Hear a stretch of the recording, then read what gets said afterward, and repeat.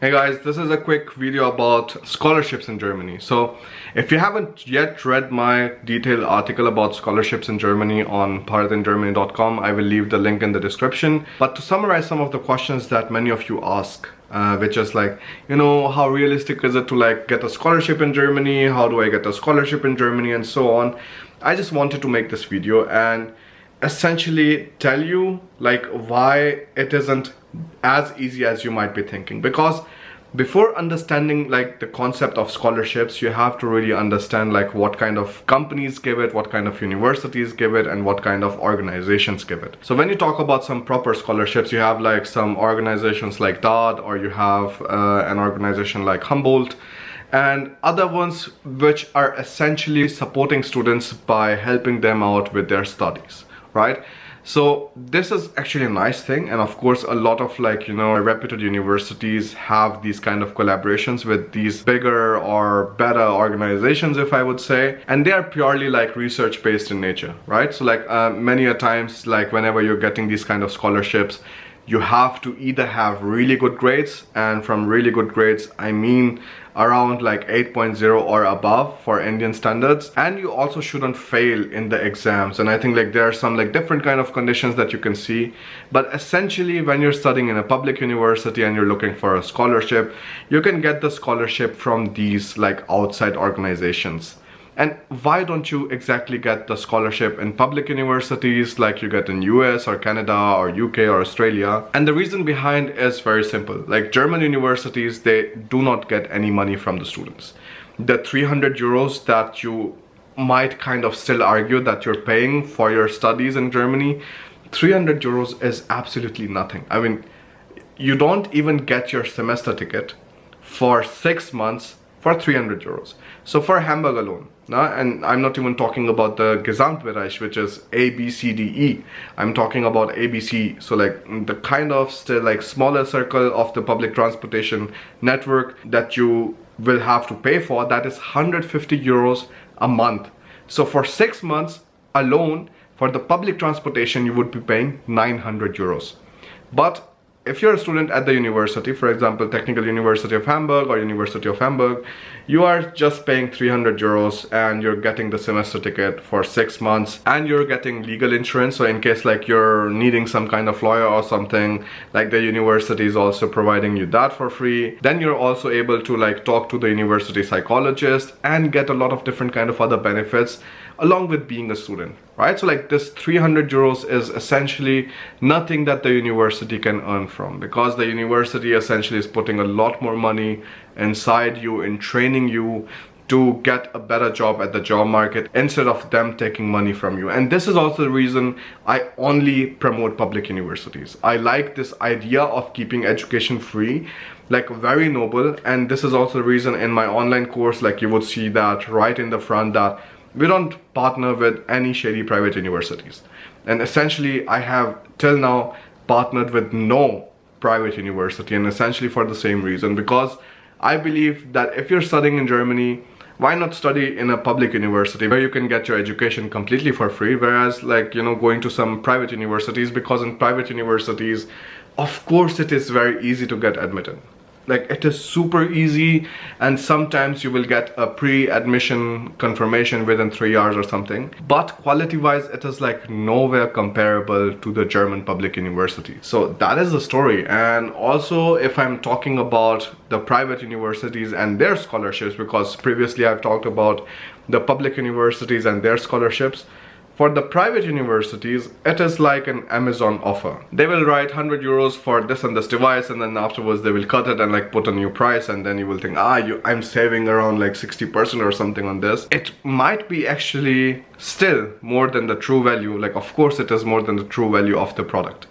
And just this kind of mental manipulation makes you jump into these kind of products, and it happens more than often. And this is the reason you see coupon discounts, and this is also the reason why you don't see me giving out coupon discounts all the time, because it really manipulates you into thinking hey, maybe the course is of a different price or something, when essentially for me the course really delivers the value way more than what it is priced at. Because getting guidance once you're enrolled into the course all the way till your master's is done. Like nobody else offers that, because maybe they don't want to show the same kind of commitment to their customers. And for me, like, my customers are my students. I really want to like help them out through the entire process, because I mean, I find it shitty because you're saying, hey, I just help you in the application process, I'm done with you, like, you know, just figure out things on your own. If you need help because you're essentially coming to a new country and you will just need help with a lot of other things, with some very minor things and with some major things. So if you know that there's somebody you can like reach out to all the time whenever you need some kind of help, I think that is like rather priceless. And this is essentially what I'm trying to do with the Help with Online course. Private universities try to lure you in by like saying that, hey, we are giving out scholarships, you just have to pay this and this much money. Now, only take scholarships seriously if they are like, you know, first of all, the tuition fee is zero, and then afterwards, you know, you are just like getting money on the top. Like, of course, then there are a lot of like organizations and institutions which do that, and a few of them also the private ones. But mostly they are still like private universities who are saying like, hey, this is the scholarship and, you know, you will save this and this much money. So I wouldn't take them very seriously. So the summary of the video is that, you know, in Germany, like, of course it is like you have the opportunity of getting a scholarship, but I would still not put it into the realistic category. And from realistic, I mean like maybe even a chance of like 10% of something, because there are just so many students applying to German universities, and German universities are being like run by the taxpayers' money. So essentially the students who are coming to study here, they are not paying like anything for the running of the university, like very less, like from 300 euros in 6 months, or from 50 euros a month from a student, you cannot run a university. Like, it's the costs are way too high, paying the professors, paying the staff, paying the cleaning people, then maybe if you're renting a building and that, like, it's just not possible. This is the reason like why getting a scholarship in Germany is rather like more difficult, and I wouldn't count on it. But you should also think that studying in Germany is pretty much the cheapest in the world that you can afford in any of the developed countries. And the quality of education that you get, it is really solid. Like, if you're a German engineer, like, it is like celebrated in most of the other countries, and it's never looked down upon or like even questioned, because like they know what kind of education quality Germans are teaching their students. And if you're like doing your graduation from any of the German universities, you will only be getting better respect and better reputation in any of the other countries than you would say, like, I don't know, from other countries like Poland or, yeah. Polish people like generally immigrate to Germany most of the time, so like, you know, establish themselves here, and I never see it happening the other way around, ever. For Germans, most of the times, the more popular destination is always like Switzerland, because again, the education is really nice there, and it's just like beautiful, the engineering is next level, but you don't have the same kind of chances of getting a permanent residency or a citizenship like you have in Germany. Like, in Germany, you fulfill the requirements, you get the end thing. In Switzerland, if you want to like apply for a citizenship, it can take up to 18 years, up to 20 years. There's no fixed limit. The local authorities will keep on checking, are you integrated enough into the society that we give you the citizenship? And this check can go on forever. In Germany, no story like that. You pay our social contributions for 5 years, sometimes for 3 years, then afterwards, you know, you can just get your citizenship, and that's how simple it is. So this is the story for scholarship. If you're coming to Germany, I wouldn't count on scholarship. I don't find it realistic. So many like clickbaity YouTube channels who are saying like, yeah, you get the scholarship for this and that.